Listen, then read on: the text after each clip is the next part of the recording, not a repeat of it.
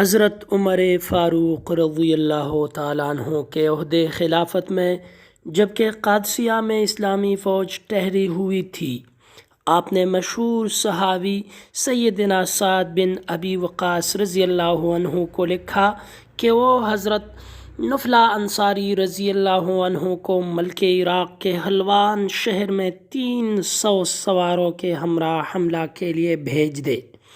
ایسا ہی ہوا۔ سیدنا نفلہ انصاری حسب حکم وہاں پہنچے اور بڑی جوانمردی سے دشمن پر حملہ کر دیا۔ اللہ کریم نے فتح عطا فرما دی، بہت سے قیدی اور مال غنیمت بھی ہاتھ آیا۔ یہ لشکر وہاں سے واپس آنے لگا تو عصر کا وقت ہو رہا تھا۔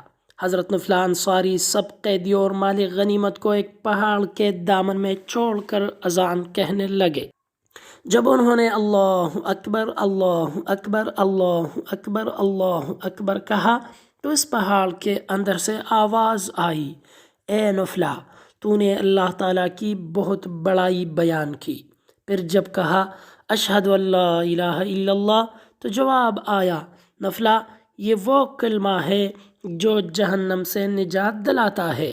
پھر جب کہا اشہد ان محمد رسول اللہ تو آواز آئی، نفلہ، یہ اسم مبارک ان کا ہے جن کی بشارت ہمیں سیدنا عیسیٰ علیہ السلام نے دی تھی، انہی کے وقت میں قیامت قائم ہوگی۔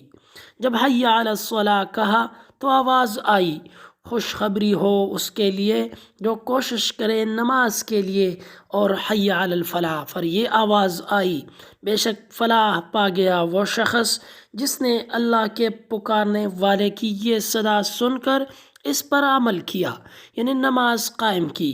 پھر جب اللہ اکبر لا الہ الا اللہ کہا تو پہاڑ کے اندر سے یہ آواز آئی، نفلہ، یہ کلمہ اخلاص ہے، انسان کو جہنم سے دور کرنے والا اور اللہ سے ملانے والا۔